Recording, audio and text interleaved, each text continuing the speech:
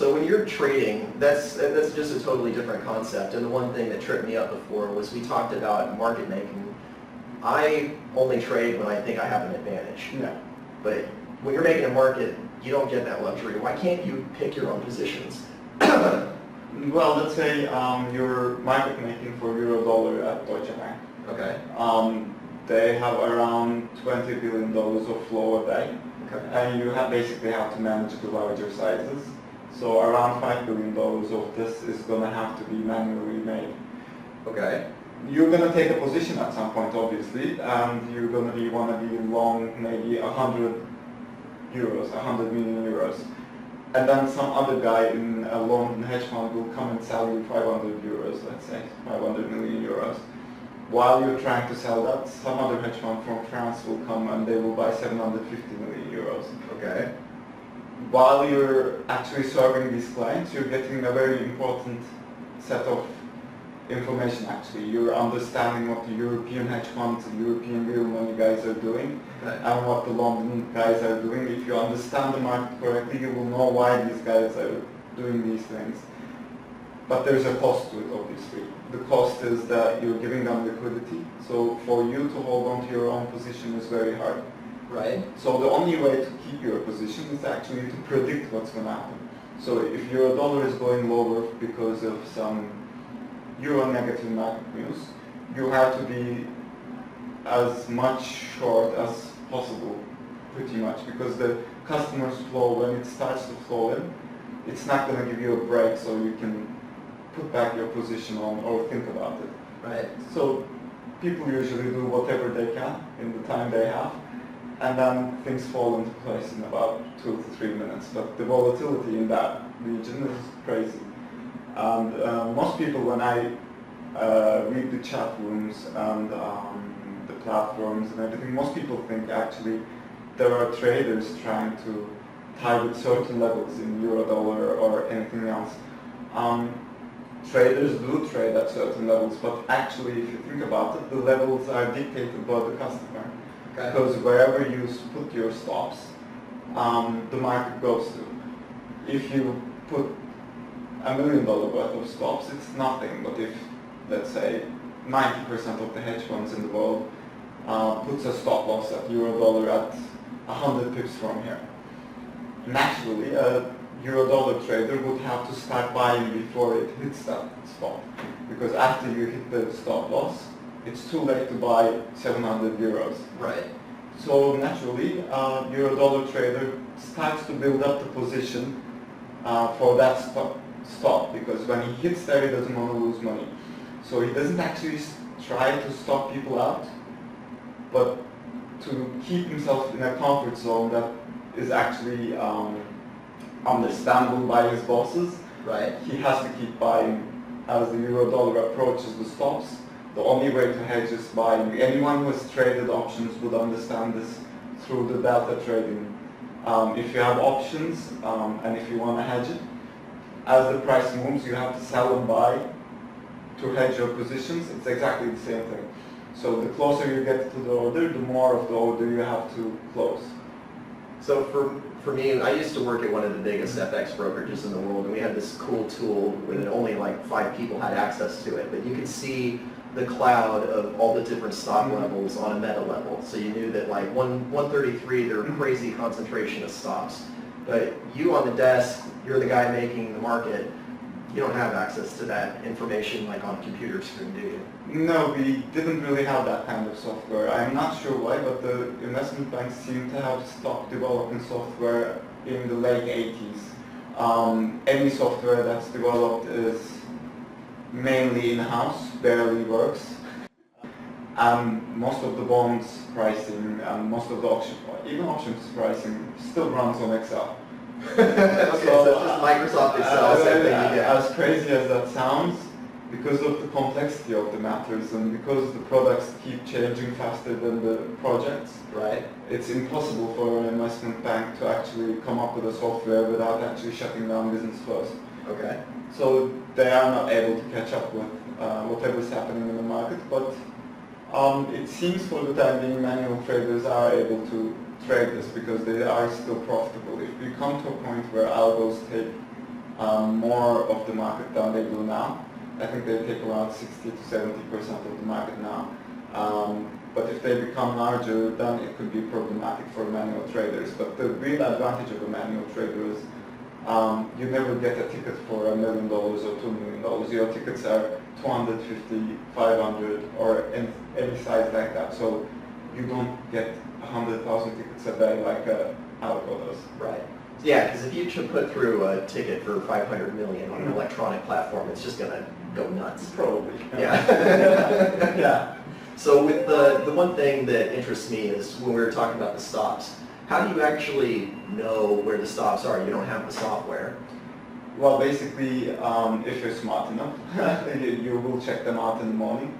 So you have an order book that you can there is an order book. It's not exactly very well organized, but this is how it works. There's a salesperson for every hedge fund and every real money fund. These people collect the orders.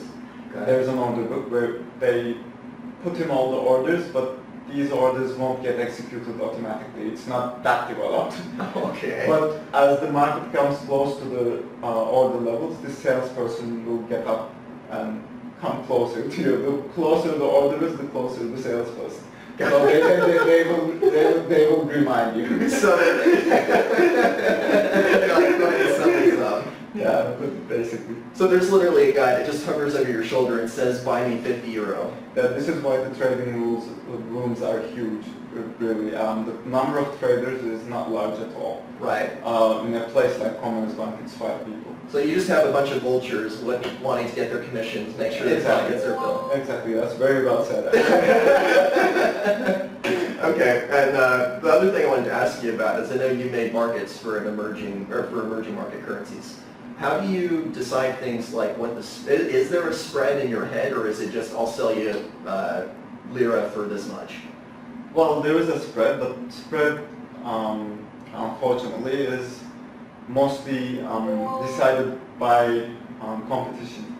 Okay. The more banks do the same business, the tighter the spread. So when I started doing dollar Turkey and dollar rand, spreads were about 5 times what they are now. Okay. But at that point, only 5 banks traded in dollar Turkey. Now there are about 55 banks worldwide who trade in dollar Turkey, and the spreads have fallen to almost euro-dollar like levels. Right.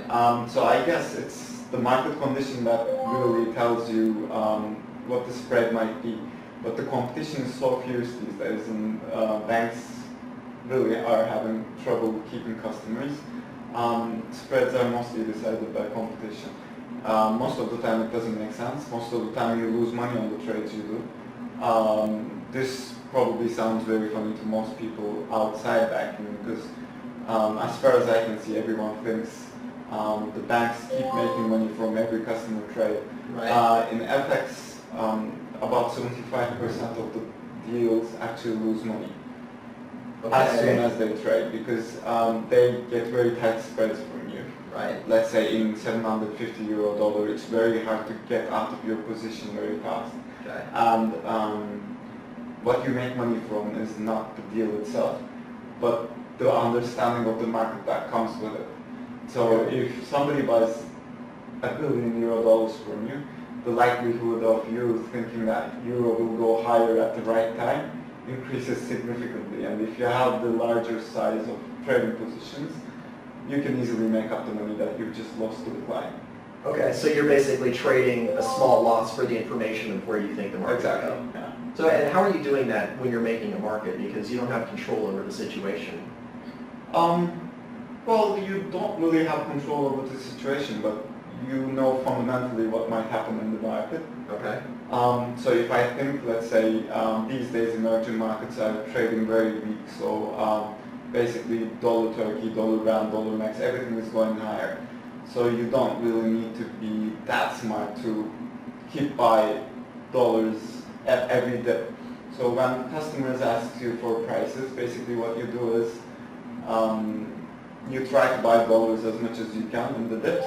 Okay. And if some customers come and buy it from you, you pretty much replace it from the market. So how do you get customers to buy it from you? Are you getting really aggressive about selling them dollars or buying them dollars? Or? Well, you can't really do much. The trader only executes the trades and keeps track of the positions. You really don't have much time for anything else. Basically what happens is salespeople come over to you every morning. Okay. They take your ideas on the market and what might happen. Okay. If you have solid trade ideas, they take these ideas to their clients, which are hedge funds and real money based. Okay. If these funds actually like the trade ideas, they will do this trade with you. Okay. And if you're smart enough to have the right trade idea, hopefully you put on the position, so when these guys come to trade with you, you can give them a tight spread. Okay. And how does that work incentive-wise? Because if you as the trader, you're taking on the market risk from those clients, but you're also giving them the advice. Well, it's the job of the trader to come up with a trading idea and make money from it. Basically, at the hedge funds, people are traders as well. Right. They're the better ones. Why? Well, when you first start the bank, you're basically getting paid 3 to 5% of your profits. Okay. So if you make $10 million for the bank, you take home about 5% of it before taxes. In a hedge fund, that's about 20%. Okay. So a guy who's been trading well in a bank for about 5 years, and well meaning exceptionally well, is recruited by hedge funds quite easily. Okay. In the first 10 years or so, most very good people are taken over by hedge funds. So there's kind of a tier system. If you work for a hedge fund, you're probably like an all-star, but if you're... Well, there's all kinds of hedge funds. I'm talking about the larger, better ones. Sure. But, yeah, there's a lot of... I talk to people that are starting hedge funds, and they're not. No, there are just too many hedge funds. I'm talking about the ones that are over a few $1 billion in assets under management. Sure.